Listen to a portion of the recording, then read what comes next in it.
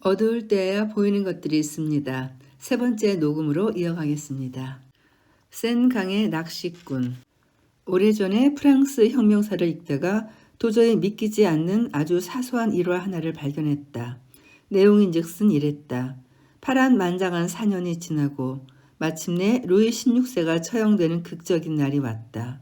이른 아침 둔탁한 북소리와 함께 콩코르드 광장으로 가는 왕의 마지막 여정이 시작되었다. 광장에는 안달하는 군중들 위로 단두대가 우뚝 솟아 있었다. 왕은 팔이 묶인 채 계단 위로 끌려 올라가고 번쩍이는 칼날이 떨어지고 기름 부음 받은 프랑스 왕의 피 묻은 머리가 바구니 안으로 굴러 들어갔다.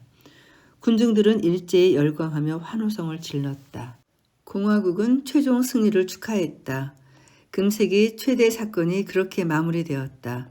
그러나 그 책의 저자가 다소 분개하며 적었듯이 역사적으로 잊을 수 없는 이 순간에 콩크루드 광장과 단두대에서 엎어지면 코다할 곳에 있는 센강에는 수많은 낚시꾼이 여느 때와 마찬가지로 낚시를 하고 있었다. 그들은 이 대단한 광경에 등을 돌리고 서서 강물에 떠있는 코르크찜만 노려보았다. 국가 최대의 역사적 사건이 일어났음을 알리는 군중의 환호에도 그들은 고개조차 돌리지 않았다. 젊은 시절 이 사소한 일화를 처음 읽었을 때 나는 사실이라고 믿고 싶지 않았다. 내 안에서 거부감이 일었다. 역사적 순간에 그런 이기적인 무관심이라니 말도 안 되었다. 19세기 말 평화롭고 조용하고 전혀 극적이지 않은 분위기에서 자란 나는 프랑스 혁명과 나폴레옹 전쟁이라는 극적인 시대에는 유럽 사람 모두가 분명 끊임없는 열기 속에 살았을 거라고 믿었다. 내가 상상했던 그날의 파리는 대략 이런 모습이었다.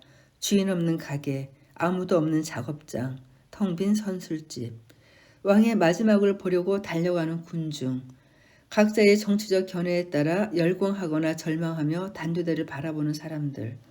당시 콩크루드 광장에서 벌어진 대사건 대신 낚시 같은 사소하고 전혀 긴급하지 않은 일에 관심을 쏟았던 사람이 단 한 명이라도 있었다는 것이 내게는 완전히 터무니없어 보였다. 하지만 직접 겪어본 사람만이 역사를 진정으로 읽고 이해할 수 있는 것 같다. 지금의 나는 모든 역사책이 센강의 낚시꾼에 관한 그날의 사소한 일화를 빼놓지 않고 다루기를 바란다. 우리가 지금 겪고 있는 일에 비춰볼 때 그 일화는 사실임이 분명할 뿐 아니라 없어서는 안 될 역사적 진실인 것 같다. 우리는 현재 매일 역사 속에서 교훈을 얻고 있기 때문이다. 우리는 적어도 프랑스 혁명이나 종교개혁 못지않게 극적인 시대에 살고 있다. 지금 시대에도 매주 매일이 역사적 사건들로 가득하다.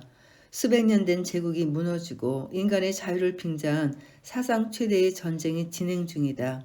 매일 매시간 새로운 긴장이 닥치고 후세의 젊은이들은 이 엄청난 세계적 격변을 목격하고 거기에 참여하는 우리를 무척이나 부러워할 것이다. 그런데 이 시대에 우리는 정말로 세계적 격변을 모두 목격하고 그것에 빈틈없이 참여하고 있을까? 아니면 이렇게 묻는 게 더 낫겠다. 이 시대에 우리는 쏟아지는 이 모든 사건을 매일 매시간 주의를 기울여 따라갈 여력과 참여의식을 충분히 가졌을까? 솔직하게 자문해 본다면 우리 중 누구도 이렇게 끊임없이 닥치는 높은 긴장에 대처할 여력이 없고 우리는 그저 이따금 좌절과 절망의 눈으로 사건을 바라볼 뿐임을 깨닫게 될 것이다.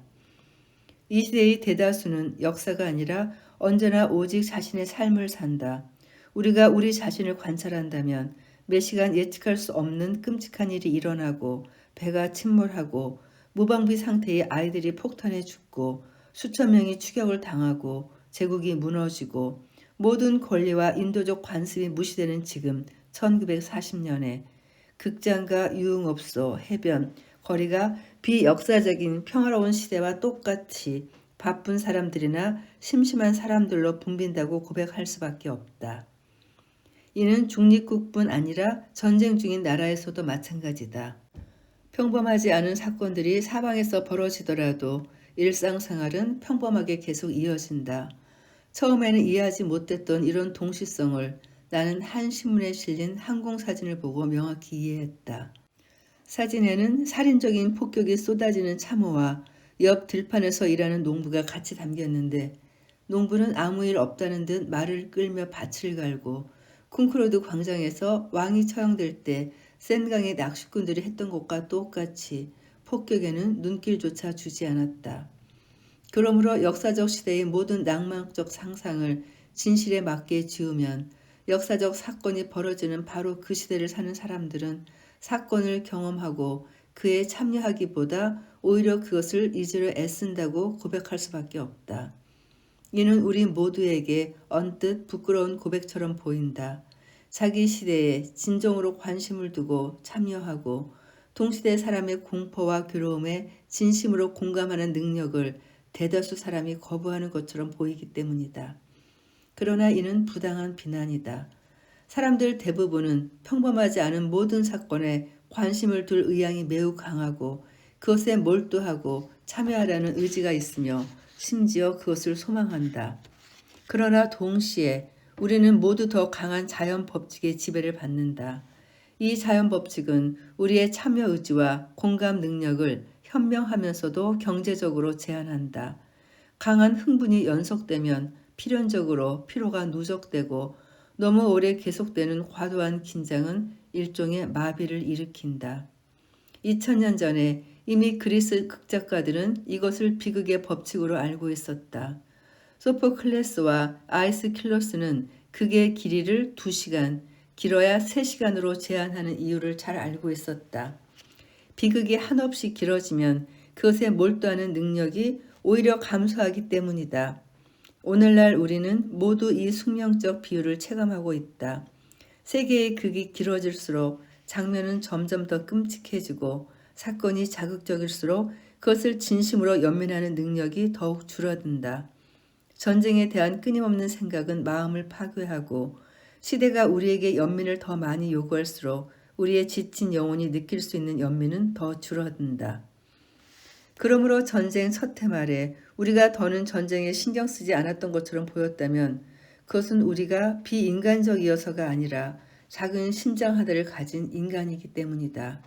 우리의 심장은 너무 작아서 일정량 이상의 불행을 감당하지 못한다. 공감 능력이 부족해서가 아니라 그런 역사적 시대에 너무 많은 일이 벌어지기 때문이고 우리의 마음이 당장 벌어지고 있는 일에서 잠시 떠나 아무런 감정도 일지 않는다면 이는 그것을 감당할 힘이 부족하기 때문이지 선한 의지가 없어서가 아니다. 모두를 이해시킬 한 가지 예를 들면 이렇다. 전쟁이 발발하기 몇 달 전에 90에서 100명을 태운 잠수함 테티스가 영국에서 침몰했다. 당시 나는 런던에 있었고 도시 전체, 심지어 나라 전체가 이 사건에 지배되는 모습을 볼 수 있었다. 길 모퉁이에서 행인들이 신문 판매원의 손에서 신문을 낚아채 읽었다. 극장과 영화관이 텅 비었다. 사람들은 갇혔거나 죽기 직전이거나 이미 죽었을 90여 명의 운명에 아무것도 생각할 수 없는 것 같았다. 그저 그런 시시한 영화를 본다거나 자기 일에 몰두하는 것이 갑자기 참을 수 없는 비인간적인 일이 되었고 모든 사람이 이 사건에 얼마나 충격을 받았고 얼마나 진심으로 몰두하는지 확연히 드러났다. 그들은 넋이 나간 눈빛이었고 걸음걸이도 달라졌으며 모두가 저마다 이 작은 배와 수십 명의 사람을 생각하고 있었다. 비좁은 공간의 희박한 산소, 구조의 기적을 여전히 희미하게 기대하며 점점 마비되어가는 의식, 해변에 서서 기다리며 몇 안 되는 구조된 사람 중에 혹여 자기 자식이나 남편이 있기를 기대하는 어머니와 여인들을 저마다 자기 방식으로 상상했다. 4천만 연극인이 2, 3일 동안 이 90여 명과 함께 살았고 거대한 함대에 딸린 작은 배 한 척 때문에 온 나라가 고통 속에 온 신경을 곤두세웠다. 그러나 몇 달 후 전쟁이 시작되었고 매주 영국이든 프랑스든 독일이든 적어도 잠수함 한 대가 침몰했으며 그 안에 있던 사람들이 똑같이 고통을 겪으며 구조를 기다렸고 끝내 죽음을 맞았다. 연민의 힘은 발휘될 때마다 점점 더 많이 소모된다. 사람들은 이런 소수의 불운을 매번 함께 괴로워하며 상상하고 공감할 수는 없었고 그러고 싶어 하지도 않았다. 세계의 재앙이 길어질수록 고통과 연민 사이의 비례관계가 점점 깨졌다. 전쟁이 발발하고 1년이 지난 지금 수천 명의 죽음에서 느끼는 감정은 이전에 수백 명의 죽음에서 느꼈던 감정보다 훨씬 약해졌다. 신문 보도는 아무 감흥도 불러일으키지 않고 뇌에만 도달할 뿐 필요한 상상력과 과로에 지친 피곤한 심장에는 닿지 않는다. 그리고 지금 내가 무엇을 가장 깊이 괴로워하는지 자문하면 목숨은 물론이고 다른 사람의 고통에 연민을 느끼는 공감 능력까지 죽이는 이 엄청난 고통의 시대에 모든 일에 연민을 느낄 여력이 더는 남아있지 않은 것이라고 고백할 수밖에 없다. 그래서 한때 몹시 경멸했던 센강의 낚시꾼들을 문득 떠올리게 된다. 그들을 경멸한 것이 어쩌면 너무 부당했던 게 아닐까? 분명 그 낚시꾼들도 늘 그날처럼 시대에 무관심하진 않았을 터다. 그들은 혁명 첫 해에 열성 시민으로서 바스티유 습격대 노래를 부르며 민중의 첫 승리에 동참했을 것이고 혁명의 첫 해와 이듬해까지도 열정적으로 모든 집회에 참석해 연설을 들었을 것이고 열광이 찬 이 시기에는 회합과 그날의 행사에 참여하기 위해 종종 낚싯대, 장사, 사업 오락을 뒤로 했을 것이다. 그러나 4년쯤 이르자 피로감에 밀려왔고 어쩌면 미미한 익명의 소시민인 자신들이 역사적 시대에 얼마나 무력하고 무의미한 존재였는지 깨달았을 테고 해석하기도 힘든 정치적 사건에 무의미하게 몰두하기보다 차라리 자기 일에 조용하고 사적이며 눈에 띄지 않는 일상생활에 집중하는 편이 낫다고 생각했을 터다. 그리고 이는 결국 더 강한 자연의 의지에 순종하는 것이었다. 자연의 의지는 연속성이기 때문이다. 자연은 어떤 중단도 용납하지 않는다. 자연은 사람들 일부가 무참히 파괴되더라도 나머지 사람들은 끈기 있게 인내하며 일상생활을 이어나가길 요구한다. 우리가 때때로 시대에 무관심해 보인다면 그것은 자기 피조물의 고통에 무관심한 자연의 잘못이다. 그리고 무너져가는 세계의 폐허를 계속 누려보는 대신 더 나은 새로운 세계를 건설하려고 노력할 때 비로소 우리는 거부할 수 없는 자연의 명령에 순종하게 된다. 이 글은 1941년에 쓰여졌습니다. 그리고 지금은 2026년. 센강의 낚시꾼들을 보면서 느꼈던 그 분개를, 그 분노를 지금도 때때로 많이 느끼고 있습니다. 그런데 이 글이 그 마음에 굉장히 위로를 주네요. 우리의 심장은 너무 작아서 일정량 이상의 불행을 감당하지 못한다. 다음 에피소드는 거대한 침묵입니다. 오늘날 발언의 자유를 가진 모든 사람의 첫 번째 의무는 이런 당연한 권리를 빼앗겨 직접 발언할 수 없는 수많은 사람들을 대신하여 발언하는 것이라고 나는 믿는다. 역사상 지금처럼 광범위하게 조직적이고 체계적으로 이런 식의 폭력이 자행된 적이 없었다. 그러므로 나는 내 목소리가 입이 틀어막히고 억눌린 중부 유럽의 4천만, 5천만 희생자들의 목소리가 되도록 노력할 것이다. 이 비극이 어떻게 시작되었는지 모두가 알고 있다. 바로 독일에서 국가사회주의, 이른바 나치가 등장하면서 시작되었다. 첫날부터 그들이 내건 구호는 이랬다. 입을 틀어 막아라. 한 사람을 제외한 모두의 입을 틀어 막아라. 예술, 문학, 언론, 심지어 단순한 사적 대화까지 형식 불문하고 자유로운 모든 발언을 근절하라. 모든 표현의 자유를 갈아엎고 뿌리 뽑고 파괴하라. 며칠이 지나자 더없이 파렴치한 구호가 이어졌다. 책이 불태워졌고 학자들은 연구실에서 쫓겨났고 성직자들은 설교단에서 배우들은 무대에서 쫓겨났다. 보도와 집회의 자유가 억압되었다. 아이디어와 작품으로 유럽 문화를 풍요롭게 했던 사람들이 야생 동물처럼 사냥당했다. 이런 갑작스러운 중호 폭발은 즉흥적으로 일어난 것이 아니라 아주 작은 세세한 부분까지 정교하고 냉정하게 연출되었기에 더욱 혐오스러웠다. 전 세계가 끔찍한 고통을 받았다. 그것은 마치 큰 충격을 받고 높은 곳에서 추락했다가 다시 일어나 뒤를 둘러보며 자문하는 것과 같았다. 여기는 어디지? 지금이 20세기 맞아? 그러나 세상에서는 곧 진정시키는 목소리가 들렸다. 신중해지자. 이것은 독일인만의 내부 문제다. 독일인들이 자기네 나라에서 뭘 하든 하고 싶은 대로 하게 그냥 두자. 독일인들이 서로 잘 알아서 할 것이다. 국경을 넘지 않는 한 우리가 상관할 일이 아니다. 심각한 착오다. 어떤 판단을 내릴 때 내 나라냐 남의 나라냐를 기준으로 삼는 경우 어쩔 수 없이 늘 같은 형태로 발생하는 착오다. 모든 인간은 권리와 신성한 의미를 지닌 불가분의 통일체고 어떤 깃발과 이름과 신념으로 저질러지든 범죄는 범죄라는 사실을 망각할 때 발생하는 착오다. 그러나 사상의 자유를 억압하는 탄압과 독일 지식인에게 자행된 폭력은 서국에 불과했다. 개인과 민족에 가해진 히틀러의 피비린 나라는 복압 과정을 모두가 잘 알고 있을 것이다. 피해자는 바뀌었지만 방식은 그대로였다. 무자비한 공격의 대상은 언제나 약소국이었고 질식 직전에 처절한 비명이 새어나왔다. 도와주세요, 도와주세요. 그 다음 침묵, 냉정한 침묵, 완전한 침묵이 흘렀다. 희미한 신음도 낮은 한숨 소리조차 더는 들리지 않았다. 마치 온 나라가 도시와 마을과 수백만 국민과 함께 땅속으로 가라앉은 것만 같다. 전보도 믿을 만한 뉴스도 없다. 친척과 친구들의 목소리가 죽었고 시인과 작가들의 목소리가 죽었고 그들의 흔적조차 남지 않았고 침묵. 어제까지 자유로웠고 우리를 위해 형제처럼 목소리를 냈던 수많은 민족과 국가 위에 오늘은 침묵이 납처럼 무겁게 놓여 있다. 침묵, 그것은 말로 표현할 수 없는 공포로 내 귀와 영혼을 가득 채운다. 그것은 어떤 소음보다 견디기 힘들고 천둥보다 사이렌의 울부짖음보다 폭발음보다 더 끔찍하다.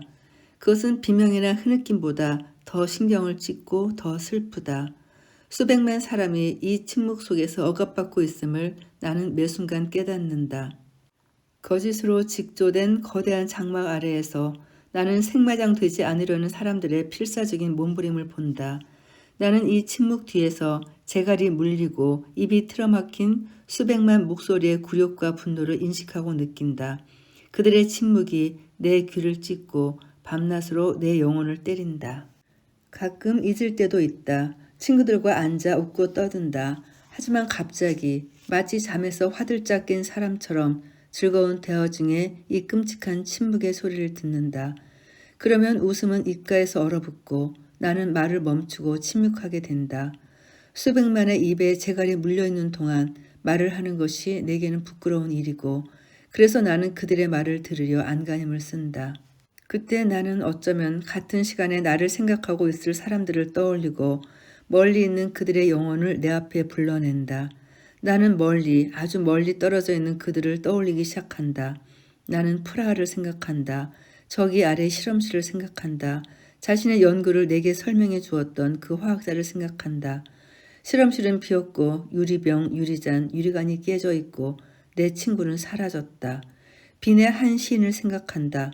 그는 강제 수용소에 있다. 독일 점령군의 거대한 지하 감옥에 감금된 친구들의 얼굴, 자세, 움직임을 상상하려 애쓰지만 틀린 상상임을 나는 알고 있다. 그들의 얼굴이 더는 예전 같지 않고 회색 가면을 쓴 것처럼 지쳐있음을 나는 안다. 가족끼리 식탁에 둘러 앉았을 때도 그들은 감히 입을 열지 못한다. 하녀가 그들을 염탐하고 있을지 모르기 때문이다. 그러니 침묵, 침묵, 침묵. 옆집, 앞집, 도시의 모든 집, 폴란드와 체코슬로바키아, 오스트리아의 모든 도시와 마을의 모든 집에 똑같이 침묵이 흐른다. 그리고 고문 중에 새로운 고문이 있다. 이 사람들은 모두 프랑스나 영국 그리고 중립국에서 다정한 위로의 목소리가 울려 퍼진다는 것을 알고 있다. 라디오를 켜기만 하면 그 목소리에서 힘을 얻을 수 있다. 그러나 잔혹한 추적자들은 티끌 하나 놓치지 않고 꼼꼼히 더욱 잔혹하게 고문한다. 라디오를 압수했다. 입을 틀어 막는 것만으로는 부족했는지 귀까지 틀어막아 모든 희망의 소리를 듣지 못하게 했다. 이는 이 세상에서 고안된 가장 잔인한 영혼 훼손이다. 때로는 그들 중 한 명이 온갖 위험을 무릅쓰고 철창을 탈출하여 국경을 넘는다. 사람들은 그를 맞이하고 안아준다. 말해보세요. 무슨 일이 벌어지고 있는지 얘기해보세요. 하지만 그는 말하는 법을 잊었고 아직 다시 배우지 못했다. 주위를 둘러보는 그의 눈은 마치 여전히 무자비한 경비병의 손아귀에 잡혀있는 것처럼 공포에 질려있다. 그는 구체적으로 아는 것이 없다. 어떤 이는 사라졌다. 어쩌면 죽었을 수도 있다. 또 어떤 이는 투옥되었다. 형제는 형제의 소식을 모른다. 어머니는 자식이 어떻게 되었는지 알지 못한다. 침묵, 그 끔찍한 침묵은 사람들의 모든 연락을 끊어놓았다. 한 사람이 전할 수 있는 소식은 유럽의 4분의 1을 집어삼킨 이 비참한 바다에서 그저 물 한 방울에 불과하다. 그러니 자신의 피를 한 방울 한 방울 흘려 그것을 말로, 호소로, 기도로 바꿨던 이들을 절대 잊지 말자. 프랑스, 영국, 미국에 사는 우리도 또다시 전쟁에 뒤틀린 구렁텅이에 던져서 고통을 겪고 있고 우리의 기쁨 역시 암울해지고 우리의 휴식 시간도 고통스러워졌다. 그러나 적어도 우리는 언어를 빼앗기지 않았고 육체가 폐를 통해 숨쉬는 것처럼 우리의 영혼은 그 언어를 통해 숨을 쉰다. 영혼이 억압받으면 우리는 말을 통해 그것을 해방할 수 있고 자신 있게 서로에게 힘을 줄 수 있다. 그러나 이 4천만 명의 형제들에게는 약자의 마지막 무기인 희망과 기도 외에는 아무것도 남지 않았다. 수천의 가정, 수백만의 마음에서 이런 간절한 비밀 기도가 하늘로 올라갔다. 그리고 영원한 정의가 그들의 침묵의 외침을 듣게 되리라 뜨겁게 확신할 수 없다면 삶은 내게 아무 의미가 없을 것이다. 어제는 뉴스에서 참으로 믿기 힘든 광경을 보았습니다. 미국 대통령이 베네수엘라 대통령 부부를 공격해서 체포해서 미국으로 끌고 왔습니다. 그리고 전 세계는 이것에 대해서 그다지 큰 목소리로 항의하고 있는 것 같지가 않습니다. 어떤 이들은 그 불똥이 우리에게 튈까 염려하며 더 조심하려고 합니다. 잘못하면 혼난다고요. 그럼에도 불구하고 백악관 앞에서 트럼프에게 항의하는 시민들이 있습니다. 용기 있게 잘못된 것을 잘못이라고 말할 수 있는 침묵을 깨뜨리는 소리들이 있습니다. 침묵, 그것은 어떤 소음보다 견디기 힘들고 천둥보다, 사이렌의 울부짖음보다, 폭발음보다 더 끔찍하다고 여기기 때문이겠죠. 오늘 녹음 여기에서 마치겠습니다. 아무래도 1시간 더 이어가야 될 것 같네요. 녹음 들어주신 분들께 감사드립니다.